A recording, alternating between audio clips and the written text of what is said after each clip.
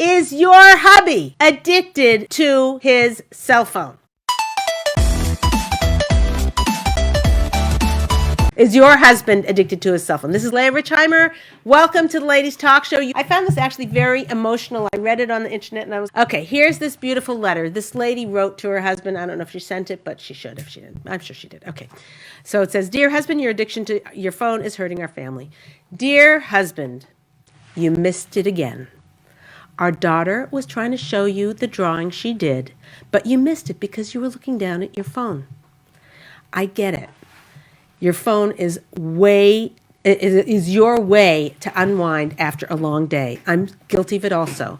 I would also rather be scrolling through my Instagram than watching my daughter go on the slide for the 57th time and say, yay, great job coming down the slide, okay? But here's the point. You're missing out. These small, seemingly insignificant moments are passing you by as your thumb is scrolling, and you are never going to get these moments back. This is the time to cry. Get out the tissues, okay? Now here she gives these things. This is so, I don't want you to look back and realize how much you didn't see because you were looking down at your phone. I don't want you to have regrets about how much you weren't present with us when we were all together.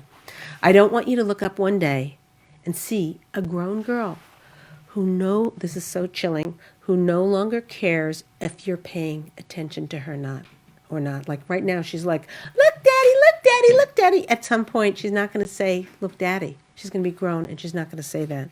My fear is one day she's going to realize that whatever is on your phone is more important to her. And this she continues. This is like stark, huh? Yeah, more important than her. Than she is.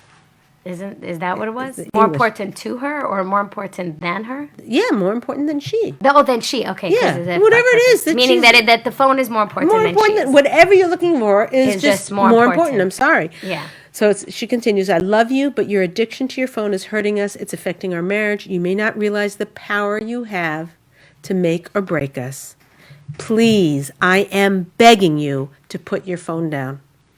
Be more present with us. Look us in the eye with your phone in the other room. I promise you, you won't regret it. Love, your wife. Gorgeous, huh? Is that gorgeous? That gets we have to see. Here's the thing. There's the bell. There's the bell. I've got this cowbell. I love this. Don't you love that sound? Can they hear it, or is it like obnoxious? No. They hear it. They hear it, and they're thinking they're on a farm with like Betsy the cow. So the thing is that it's kind of like this is we haven't figured out how to use it yet. As like we love props. Okay, that is like this emotion of whoa. This lady gets it. So the first question we're going to ask today. What are we going to do about the phone boundary crisis in our nation? Well, I think everyone's loving it because we're lighting up with hearts, like a overflow. Yeah. Oh, so that should be. They're like Instagram is hearting away. So the issue is they're loving it. What are we gonna? This is a crisis, and don't you love this? I coined this phrase. I didn't get it from somewhere, but maybe it already is somewhere. But whatever. No, it was totally yours. You're branding it, and we're trademarking it. Okay. Which is the cell phone boundary crisis. Aren't we? Yes. Isn't it like hello? Like yeah, that's true. We are in a cell phone boundary crisis. So what are we going to do about that? So I'd love to hear your input. Type in, click in, telephone conference people, star, sex, whatever. We'd love to hear from you. The issue, we want to think about two things. First of all, let's take a look at the iPhone, or any phone. I mean, when you hold the phone in your hand, guys, is it gorgeous? Is it gorgeous? Hello, out there in La La Land. Is it gorgeous? I mean, you look at it. It's like it's gorgeous. You've got these gorgeous colors. They all pick beautiful colors. It's situated nicely. And it could have been that on the phone, all the little app things were all wherever they were, but no, they put them in these neat little rows, and one is more beautiful than the next. And you scroll, and plus you have a picture of your kids or your family or your husband or your vacation, whatever it is, on there, something that's special to you. Of course. Like it's totally designed and engineered to make you addicted to it. You hear that? Engineered to entice. And that's right, engineered to entice. This is your. It's for you in a way. It's done for us in a way to make us want to come back. And here's the other thing. You're ever there and like you feel the vibration. It's very clever. It's like, oh, whatever. Then they look away quickly and you quickly check your phone, right? This vibration. You ever get something down from the app, and I don't know if this is on Android also, you get something, you download an app, and then it has that like buzz click kind of thing. It's like, it's addictive, viscerally, physically, in every way. So the reason dopamine, right? We all know what dopamine is. It's the joy drug or whatever. It causes dopamine. This is a known thing. Here's the issue, and this is, I'm not telling you any news you don't already know, is it keeps us from connecting deeply with other people and with our husband. And it keeps our husband from connecting with us. So what are we going to do about it? This is what we're going to learn today. By the end of today, you will be experts on at least figuring it out. You may not accomplish everything, but you'll at least know what to do and how to do it. So let's take a look. First of all, any questions or comments so far? No questions, but hi, Lori, and hi, Eliza. I hope you're with your little baby daughter. We need her name. Congratulations. She's learning early how to make sure not to be addicted. That's right. As her mother is on the phone watching this on Instagram. There you go. Except, you know what? Using it for a holy purpose is different than Candy Crush. Okay, we're not talking, Candy Crush or anything. Okay, fine. Okay, so there's two. We're our husband, and our husband's addicted to his phone, and I've still got this bronchitis. Like, hello, already.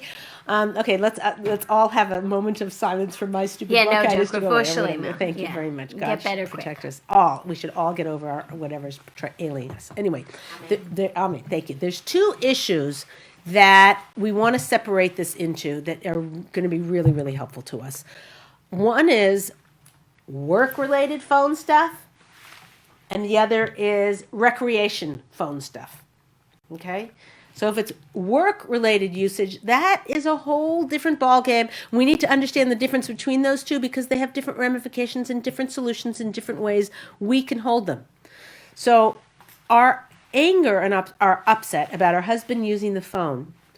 When should I look at this camera? Am I supposed to be looking at this a lot? Am I supposed to, hello? Am I supposed to be looking at this? Yeah, look Are you around. going to take a picture of the side of me, or am I supposed to look there? No, you can look. You can look. I can just look look, at the front. and if I look, then you click over there? Is that By the way, guys, we hope you're enjoying all our, technical back stuff. Right, okay, it's like fine. movie magic. I just don't even know exactly how to do it. Okay. Oh, feel better, Leah, Lisa said. Oh, thank you. That means a lot to me. She said her daughter's name is Miriam Chana, and she's right there with her. So Miriam Chana in the house. Oh, yeah, woo! Yeah. Great, okay. Yeah, oh, yeah. Okay, I love that. Okay, we're going to do that. Anytime we're happy, we're going to do that a little bit. I love that sound. Okay, so now, when it's a work-related issue, here's the thing.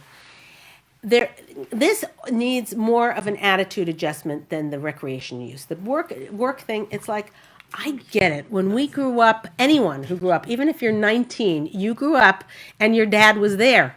That's just the way it was 5 years ago, 10 years ago, 20 years ago. That's how it was. Now, the dad is pushing the swing like this with his phone right in front of him, okay?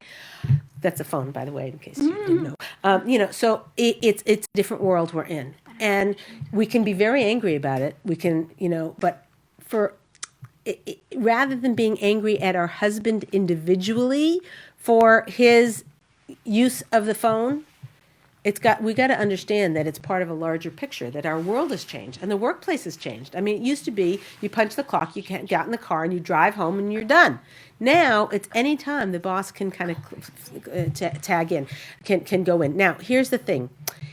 If a husband is working for, he's got some kind of emergency type of job, or even if he doesn't, but he's under a lot of stress, or he's a manager of a company, that's one issue.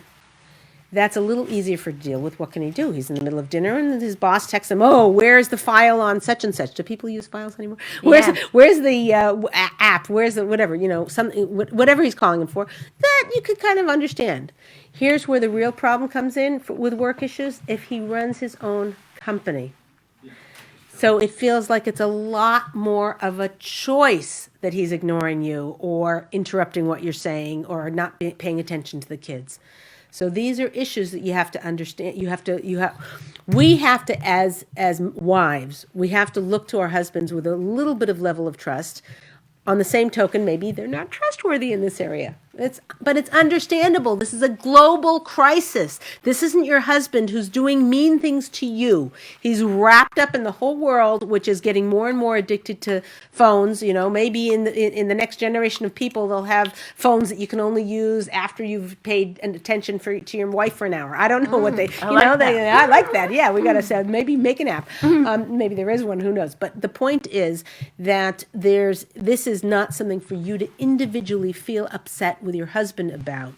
It needs to be solved, and we're going to do that. That's what we're here for, okay? But you just need to understand it's part of a global crisis. So let's look at the work-related issues, because this is something that a lot of us have a much easier time with. As I said, the world has changed, so this is what they're going to run up against. Here, for those of you or those of us who are married to a husband who's diligent in taking care of his responsibilities, this is fantastic. You want somebody who's diligent about their responsibilities, because it makes your life better, both with parnasa, with your income, whatever it is, and being able to count on him, and being having dependability. If he's got dependability, he's dependable. Thank you. Okay, good. We need a crew to run the show. Okay, so he's dependable. So that's the world. That's a gift. That's a gift to you. So here's the thing: if you're constantly badgering him about interrupting and not being with you when he's being diligent, you don't want to throw the baby out with the bathwater. You don't want to be sitting there nagging him to pay more attention to you, when really what he's doing is being diligent about something you really want him to be diligent about. So you can see there's a fine line. The first thing here we want to learn is not to take this all personally on us. That's a global thing. But the second thing is we have to understand how we handle it is very critical to it going well for us. Like, we don't badger him so much so then he spends all his time with us, and then his boss gets annoyed with him. And there's also something about when you're busy doing your to-do list, right? And let's say you have a crazy day. You've made this intense to-do list, or you've got an app or something. And when you're finishing it, you're on a roll. You're on a roll. Like, don't bother, like the stupid thing, the invitations to weddings, like whatever. Anyone else besides me have these piles of, that was last January, whatever. So you're in the middle of doing them, and there's 27 of them, whatever there is. You're in the middle of doing them and stopping to do them. Your whole momentum, it's like you've been procrastinating about it for 3 weeks. So now you're doing it. You want to just do it. Same thing's true with your husband. He's on a roll. He's like, and then let me text this one. I wanted to think about whatever. Now he has to remember whatever. You don't want to decrease his productivity. You don't want to make him less diligent than he is. I mean, it's beautiful to have somebody so diligent. So how it's handled is very careful. The first thing is to, in your mind, shift your attitude a little bit about work. Shift your attitude a little bit about taking it personally. And then we're going to develop, most importantly, a plan. What is our plan on how to handle this? And we'll get to that soon. Okay, let's go to the next one. Oh, I forgot one thing. This is about blaming your husband.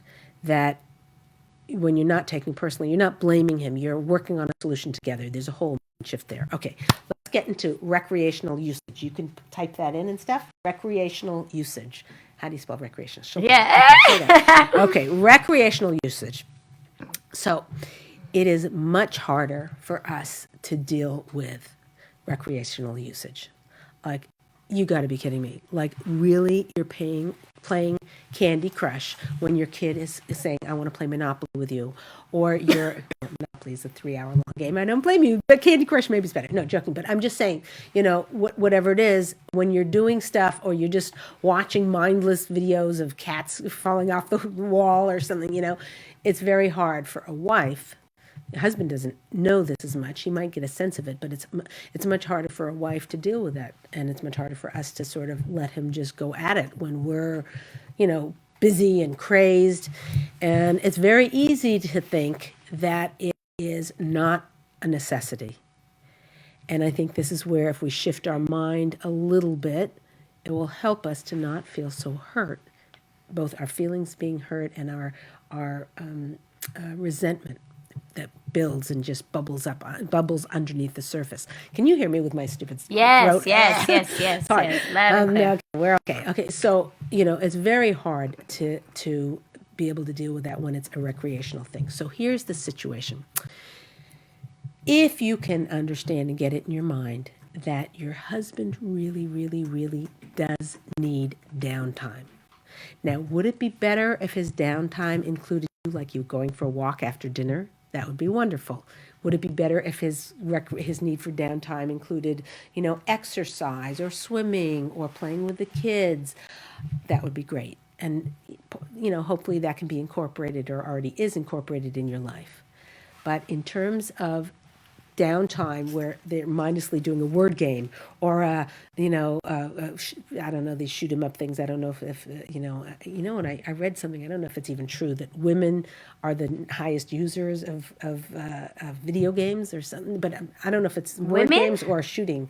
Yeah, women. Really? I think so. I don't know. I read it a year and a half ago, so I don't know if it's Yeah. really Oh true, my but gosh. Really? whatever. I feel like, oh my gosh, it's like Yeah, every other person's like the man's the in front man's of the sitting video in. game. So whatever he's doing. So the issue is that to understand, if you feel like he shouldn't be doing this, why is he doing that? Then the resentment builds. If you understand a little bit that, maybe it's needed. Maybe in this, he's got more pressures than men did probably ever. Well, maybe killing a lion and running out and whatever they had to do in the old days, maybe it was harder. But Bringing home the food. but they're under a lot of stress. So that's the first thing to understand, to cut them a little slack, that it is needed. Now, where the limit is of how much it's needed, that's another conversation, meaning how much it's needed and how much of it is needed. Quality, does he need it and how much of it? Okay. Right. Well, it's more, I think, the issue of becoming that when you see your husband playing video games, and I can speak for myself in terms of my husband loves video games. He's a gamer, so he likes the video games. And for me, it's like you almost feel as though, well, what's he choosing? The video game over the kids and over me. And I get that he wants that downtime, but then at the same token, it's like, why doesn't he want the downtime with us? Right. Or why does it? I got solutions for you. Okay, I got you covered. Okay, so we're going to get there. Stay tuned. Okay, stay tuned. Okay, so here's the thing. When it comes to recreational usage, much harder. Actually, I'm going to go right into the solutions. Oh no, I need to. I wanted to actually give signs of addiction, and here's the thing. There's addiction, levels of addiction. I'm not an addictionologist. What is it? Addiction. Thank you very much. I'm not an addiction specialist. So that but there are different spectrums of things. And it was funny when I did some homework on this. There's I think 54 different signs of cell phone addiction. So I tried to limit to the ones that I thought were really crucial, because it says they zone out in space and don't hear you. And I can also do that. Maybe I'm addicted. Who knows? But part of this is also understanding if you're addicted. That's a little bit of what we're going to get into. But anyway, okay. So the telltale signs that your husband's an addict is he consistently answers texts, tweets, or other social media comments at all hours of the day or night, including while he or she is spending time with you. Okay. Number 2, appears to be anxious or uncomfortable when their phone is broken or when there's no service, no Wi-Fi, no whatever, and they just. The next thing is checks his iPhone or cell phone when it hasn't even rung or vibrated. It's always like, is that me? Is that me? Like that. Whatever. These are signs of addictions. Checking the smartphone first thing upon waking up. A lot of people do that. I'm going to recommend getting out of that habit. That if there's a way, this is if there was number one thing that I would say would be the most helpful in terms of eliminating the addiction, is having the phone out of the bedroom. Put it in the office, put it in the kitchen, plug it in there. Don't even have plugs available in your bedroom if that's possible. If that's possible for you to do. It may not be possible for your husband to do, both addiction-wise and, if he's got emergency calls or the kids are going to call from Israel, whatever it is, somewhere out of the country or something like that. It may not be possible, but that is a biggie. Another biggie is is putting on the appropriate notifications. So hold on, we'll get there in a sec. Let me just start off. So as I said, we're facing this cell phone boundary crisis. So a couple of the solutions that we can work on is having phone-free blocks of time.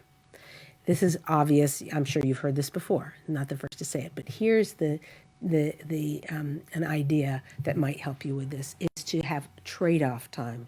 So to say to your husband, listen, I know you like to be on Candy Crush or whatever it is. I don't know. I'm focusing on Candy Crush. It happens to be the number one. Yeah, what are yeah, other yeah. games? Oh, What are no, other no, games yeah. people Candy play? Crush is huge. What? Fortnite. Fortnite. What else? What else? Come on, guys. Come on. Let's hear. What other things? Yeah, what are other games are social media in general?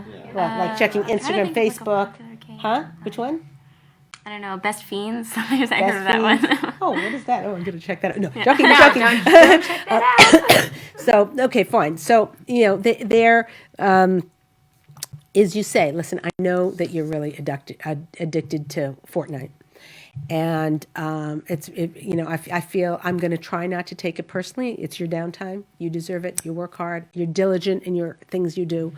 So how about this for a deal, sweetheart? From 8 to 9:30 every night, I will. That's your time. You can go. You can check Instagram. You can do FaceTime. You can do Fortnite. You can do Candy Crush. Whatever you want to do, go ahead. Words with friends. Whatever. I just thought of one. Yeah, exactly.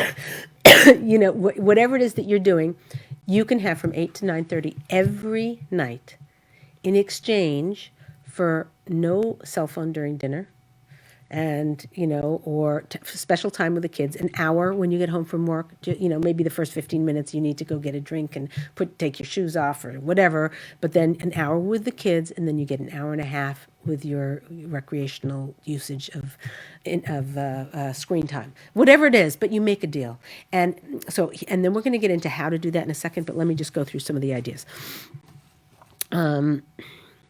Okay. So if your husband is so addicted that he doesn't admit that it's a problem and doesn't realize it's an issue in the family, you have a different, then this level bumps up to a level of addiction or problem that you need to work, might need to take, more extreme measures. Take him to somebody, a therapist, somebody. They have these companies out that help with these kinds of things, or addictional AA kinds of things. You can look it up. That might be necessary. But there's also a lot of apps. A lot of people are absolutely shocked that they spent 9 hours on Facebook. They're just shocked. So there are a lot of apps that show it that can kind of wake your eyes up. If you're like, well, no, I just did it between doing other things. And yeah, last night before I went to bed, I was going to head to bed at 10, but I got caught up on YouTube, one video after, and it happened to be an hour and a half later. Okay, whatever. Or it happened, I just watched a few videos, and then when they see on their phone this pie chart, and there's a big chunk that says YouTube yesterday, 4.3 hours or 2.1 hours or whatever, they're like, ooh, it's worse than I thought. So that's always a good idea. Again, if you're the one prescribing him, you cannot be your husband's police. Okay, remember that. You can't. That's not. Remember, we don't. See, I get to use that. exactly. You don't. This is the glove. You can either do this to your husband, or you can do this, a nice little gentle whatever, right? So if you're the, I'm the police. Get the app. And I want to see. Let me see your how much usage you have. No. It's not that. You don't have to be his police, but you need to have the following conversation with him. You need to say, we need to make a plan. Our country is facing a cell phone boundary crisis, a cell phone boundary crisis. And I want to talk to you about how we're going to solve it individually in our home. Oh, fine. So listen, I think you could say to him, I think I have a cell phone problem. A lot of times during dinner, I know we have the agreement not to use our phone during dinner, but when I hear my phone buzzing in the other room, until I get to check on it, I have this like anxiousness of, oh, maybe it was something important. Maybe it was my mom. Maybe it was a kid. Maybe it was, I've been waiting for that email from my boss to see whether I got the raise or not. Whatever it is. A lot of times the notifications. Okay, I'll get there in a second. But anyway, we need to have a conversation, and I also want to improve myself. So I'm going to, from now on at dinner time, I'm going to turn my ringer off, turn the vibrating off, or put it so far away I don't hear it or can't, whatever. I'm going to change the notifications. Notifications for emails. If you're getting, more than 5 emails in an hour, and who doesn't get more than, just spam alone is 5 in 5 minutes, If you're getting more than 5 an hour, then you need to turn the email notifications off. Only have the text ones, or only have the phone the favorites from your kids. There's a moon setting or something on these phones that say only your favorites can get through at certain times. Do that more often. So again, when you're discussing it with your husband, here's what your objective is. I wrote them down so I won't get them wrong. Your objective is to brainstorm how to get the best out of your husband, how to manage your own use, and more importantly, how to communicate with him in communicating results. I'm going to give a few sources that from our 3,000-year-old tradition that will help us to give us strength in battling this issue, because it is a battle. So Ben Zoma teaches in the Ethics of the Fathers, who is strong? One who overpowers his inclinations. And if your inclination, like even during this thing, if you're listening to the show and meanwhile you're checking your emails, well, I don't know, and do what you want, but I'm just saying, you have to. The more we are aware of our own actions, the more we can manage ourselves and take care of ourselves, and the more we can have understanding and not hold a double standard and hold our husband higher level than we hold ourselves. Okay, the Ibn Ezra says, all people are slaves to worldly desires, but the true king or queen who has a royal crown on their head is one who is free from his desires. Meaning, you've got mastery. You're in charge. The phone doesn't run you. You run your phone. And the last one, Rabbi Nachman of Breslov asks, if you're not a better person tomorrow than you are today, what need have you for tomorrow? So this is just to give us strength that wherever we've come to, since the day we got our iPhone to where we're holding now, we can all do better. We can work on ourselves, which is perhaps one of the most powerful ways for a husband to work on his addiction to it. But also, and I use the word addiction loosely because frankly, I'm not an addiction specialist. And so, but, we have to, working on our own level of paying attention to the people in front of us rather than being on our phone. And also, the other thing is to learn how to communicate it to our husband so that we can accomplish what we want to accomplish. Okay, let's go right in to solution. Okay. So when you have this conversation with your husband, again, you can start off by saying you want to improve yourself. First of all, let them know there's a crisis in this area in the world, so you get it, but that you want to work on this, that together you want to work on it and make this a better world for everybody, for your family. So communicate that first. Then you're going to communicate how his lack of communication or how his phone usage makes you feel. If you are pointing to someone and saying, you're bad, you should do this right, and it makes me feel badly, and you're ignoring me, and your work is more important to you than me, you're just going to put them on the defensive. Where, if you tell them how you feel, I want you to know, I love you very much. Everything about you, there's so many things. I'm so happy I'm married to you. You know the right words that are going to sweeten your husband. But I just want to say that when you're on the phone, like when you and I are having a hearty laugh and your phone buzzes and you look, it makes me feel, I don't know. I mean, I should be bigger than that. Maybe it's work. Maybe it's urgent. Maybe you have to for our business. Maybe you have to for our money. I don't know how to solve this. I'm just telling you how it makes me feel. I feel less important than anything else, and I want to feel most important than everything else. And I mean, please, I will work harder at not doing it to you also, and then do that. but I don't know what to do. Do you have a solution? What can we do for that? I have somebody who has one of my students has their husband would pull their phone out, whatever. So they got their husband to agree to not pull their phone out during dinner, and he keeps it buzzing so that just he'll know if someone calls again and again and again and again. But he has actually a toothpick in his phone case or something like that, and so he will take it out to pick his teeth. Okay, during dinner. Don't ask me the what's the word I'm looking for? The etiquette or whatever. We're not talking about etiquette. Etiquette. Thank you. We're not talking about etiquette, but that's what he does. And do you know? Every time he was doing it, he could see she jumped like, I thought we had a promise that you're not going to listen to your phone during the meal.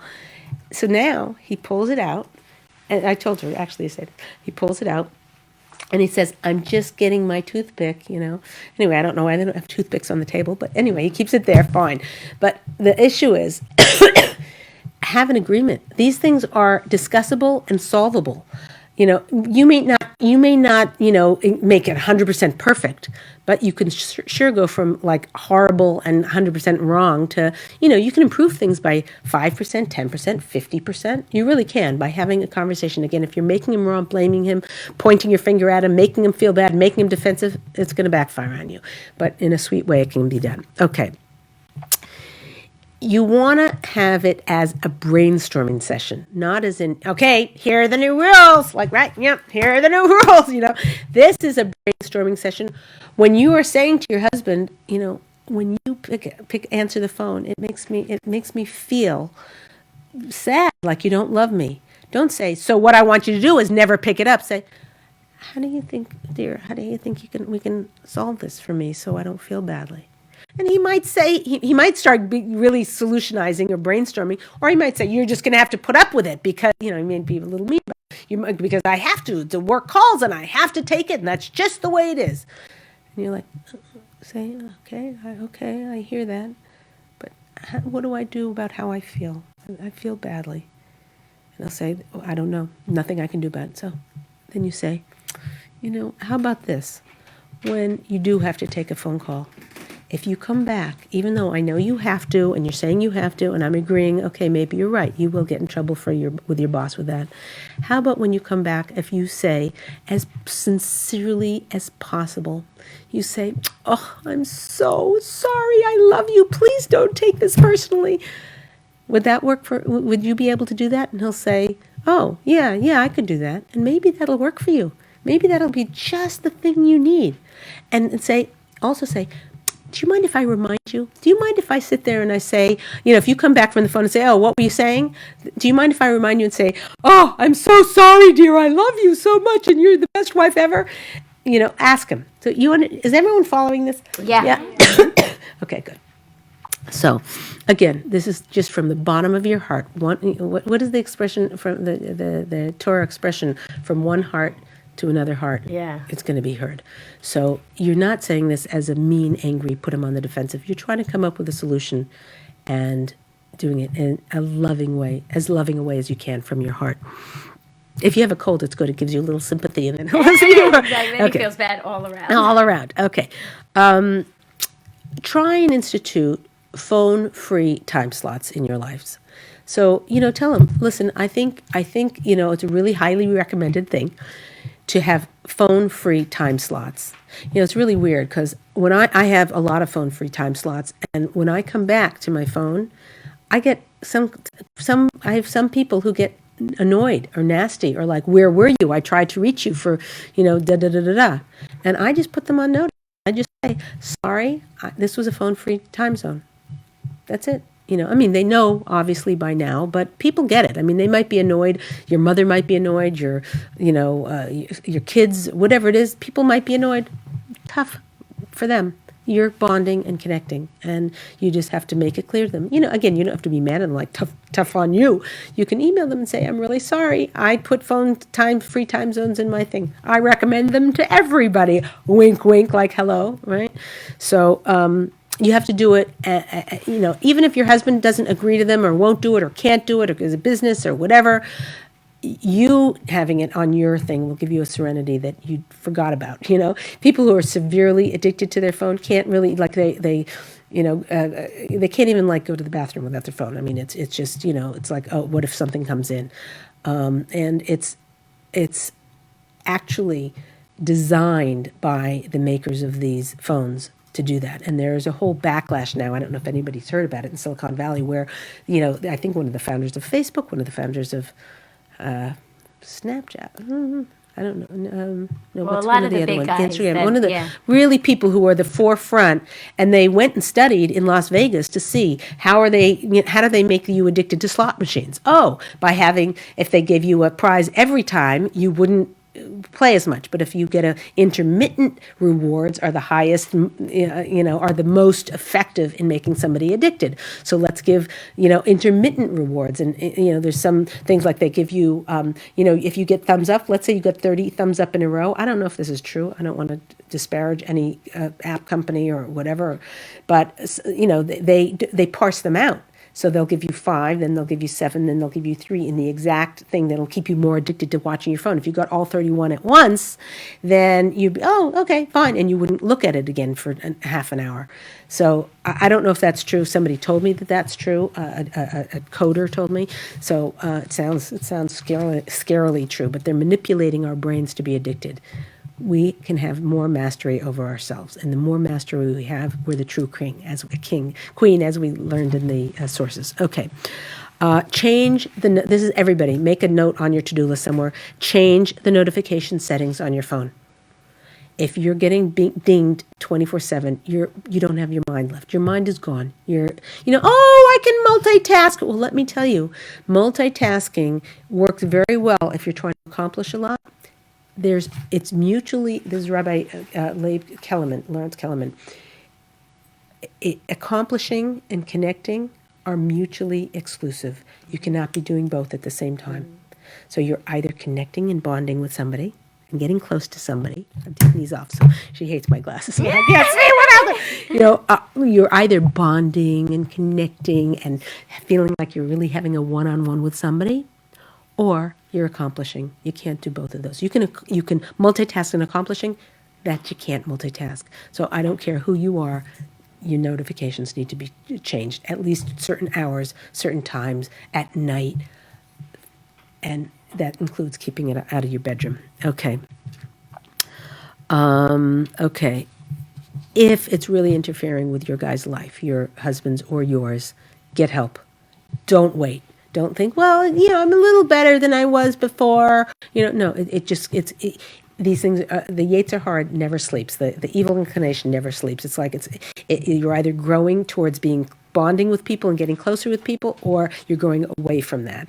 And if you left to unchecked, it'll just get worse and worse and worse. And that's a guarantee. So you have to be working on this. Make it a plan. And if you can't do it yourself, and these apps that help your husband and you to know what the score is. You wouldn't go to a football game and then just say, well, we're just going to play. You wouldn't get 100,000 people sitting in a stadium going, go, go, go, go, if there wasn't a score. You need to know what the score is. Are you winning the game? Are you losing the game? Are you getting better? Are you getting worse? Find out. Get an app. Okay. And the most important thing is to come up with strategies together. If you're dictating to your husband and being the police, that's not going to work. It has to be something he agrees to. If you say, maybe we should change notifications on our phone, instead of, like, you can check your email at your discretion, not when it dings up or when it's like that. So, and also you can have notifications on only one email. If you have 5 email accounts in your spam account, you don't need to see your spam. You just change the notification on certain ones of those. I'm not a techno whatever, but if you Google, or look up somewhere that says how do you limit or manage your notifications, how do you be better, how do you grow in this? There are lots of people who've done this. There's probably whole books on this about how to be better about real people time versus screen time. Okay, the bottom line is, analyze what you can let go of to remove that anger and angst from your husband. Again, that's going to be a lot easier with the work-related stuff because he may have much less control over that. With the recreational usage stuff, that's going to be harder for you to wrap your head around. But if you understand that is a need, not a luxury, and it's got boundaries, you're going to be much better off. Secondly, manage your own phone better. And third, schedule a time to brainstorm about boundary issues.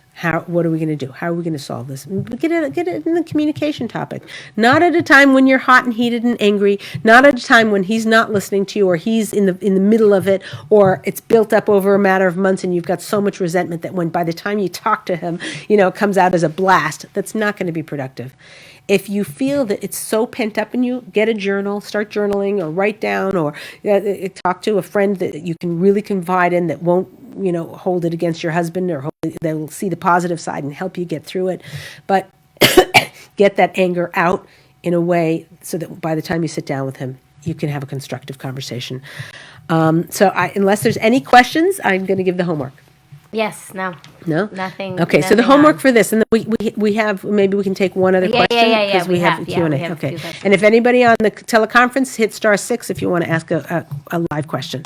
So the homework for this phone situation is there's two. There's two homework. Is that okay? Can I do two? Yeah. One time this week, put your phone away when you really don't want to. Okay? And number 2, schedule one phone-free time slot. And actually, I'm going to add a third one, which is schedule time to make a brainstorming session with your husband on how to solve this. Okay, that's it How for long the does the questions. phone free time slot have to be? Doesn't matter. 5 minutes, 10 minutes. Oh. An hour is great.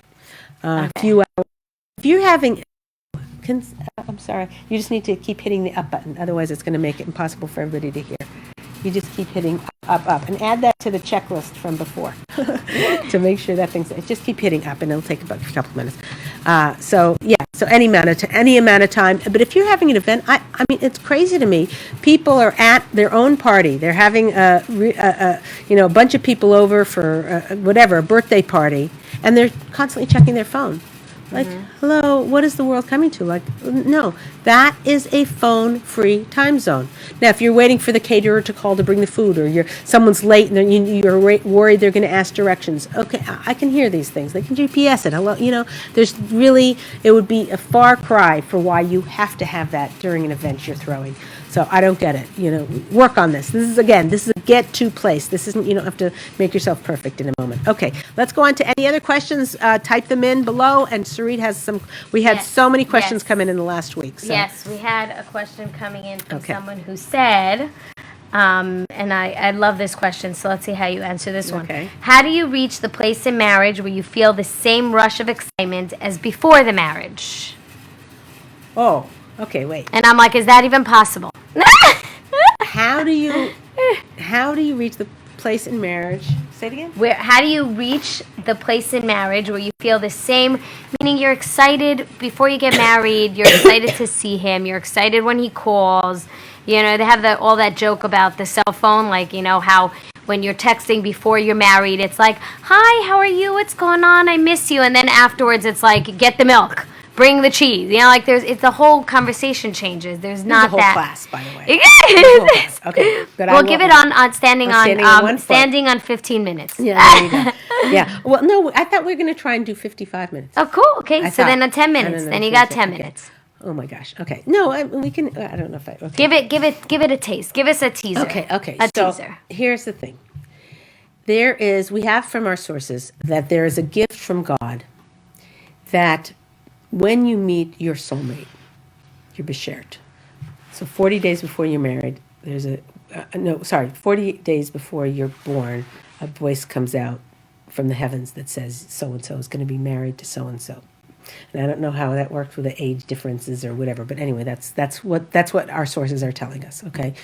So this is your beshert, this is your soulmate. There are questions about this is above my pay scale, but there are questions about can you have more than one soulmate, and and if you get a second marriage, and how does that all work? I don't know. Okay, separate conversation with somebody else. But there is a concept of your beshert, your soulmate. So when you meet your soulmate, God does a miracle, and He makes it so that there's a certain attraction and feeling of, oh, wow, like, there's some kind of, let's call it a spark in that relationship. Now, can you have a spark with somebody who's not a relationship? Yeah, based on physicality, based on other things, whatever, but it's much stronger usually with your soulmate. And it also can That's true for most people. For people who have commitment phobia, and many people don't know they have commitment phobia until they're in the situation, they may not feel a spark because they're too nervous and scared. So these are all separate issues. But for most people, there's this feeling of connectedness and this spark that's there before marriage.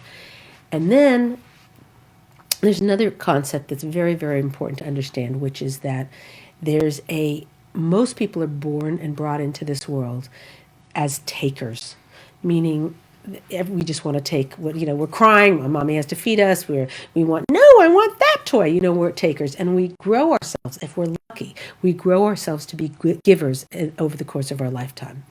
And the depth of love is determined by how much we give. When you give to somebody, like you give to a baby, you love the baby way more than they love you because you're giving them constantly. As Rav Dessler says, our love flows in the direction of giving. So what happens is you get this spark, and suddenly the taker that you used to be sort of fades in the background, and the giver that you are hopefully growing yourself to be just comes and flourishes, and you just want to give to your husband. You just and he wants to give to you. It becomes this whole your overwhelming reality becomes one of a giver. You want to make him happy. You want to make him cookies. You want to do whatever you can for him, and vice versa. He wants to make you happy. What happens after the chuppah, after marriage, is that the gift of that spark that God gave us to get us together, it pulls back a little bit, both because of the realities of life. You're busy. Before you was fine. You came home from you went out on a date. You came home. His shoes weren't lying on the floor. He didn't drop his coat on the floor. He did. There wasn't stress that whatever. And if something was stressful happening at work, you may or may not share it with him yet early in the relationship. As soon as you're married and you're sharing everything with him, and he's you thought he was a wonderful guy, and he doesn't bring his dishes up to the sink, and he doesn't he grabs the toothpaste from the middle of the thing, whatever it is. The reality starts to set in. And what happens is the husband and the wife go from being givers, working on being givers, to reverting back to their normal taker. And the moment demands creep into a marriage, and this is Rev Dessler, the moment demands creep. Is it Rev Dessler? Is it? Or it could be. I think that's what it is. Forgive me if it's wrong. If it's not. The moment that demands creep into a marriage, that's when happiness creeps out, okay?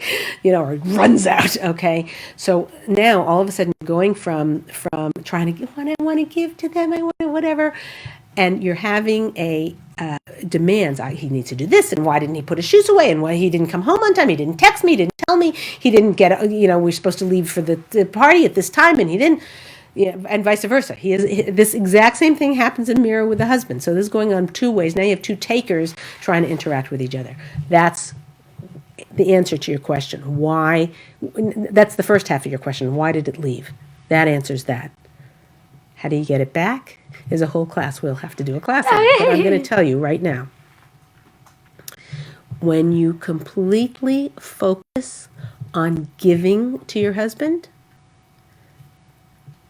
all manner of miracles happen in the marriage.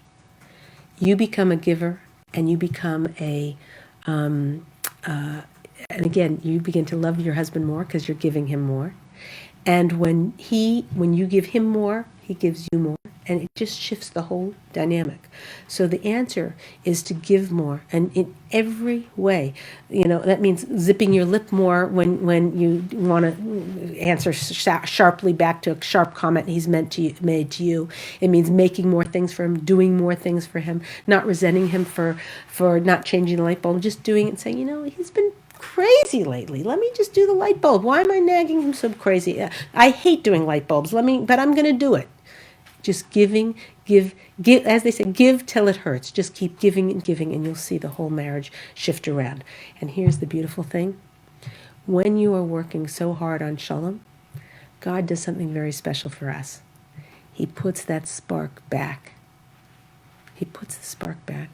But it's got to be earned.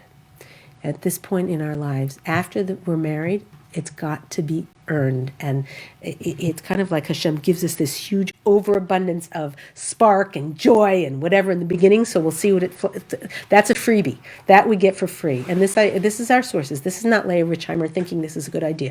This is our sources. We get that as a freebie, and then we have to earn it. And there's something you need to know. If you get something and if you give a teenager and you say, oh, here's a new computer, dear. It's like, oh, thank you. But, he slams it, he spills coffee on it, whatever. If he has to work all summer long to earn the computer, to get the laptop he needs for college or whatever it is, if he has to work all summer long and he got the laptop, he's going to appreciate it all the more.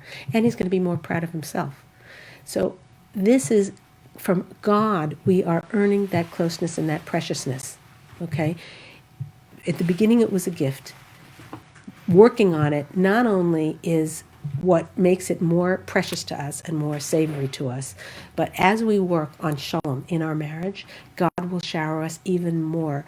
Whatever you felt before marriage, I promise you from personal experience, as well as dealing with thousands of women, that is available to you in this world. That is the bliss of marriage, and it is the bliss that's available to you.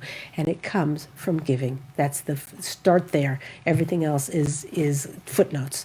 Start by giving as much as you can, and you'll find that you can not only get back to where you felt from when you first married, but times 10 bazillion, really.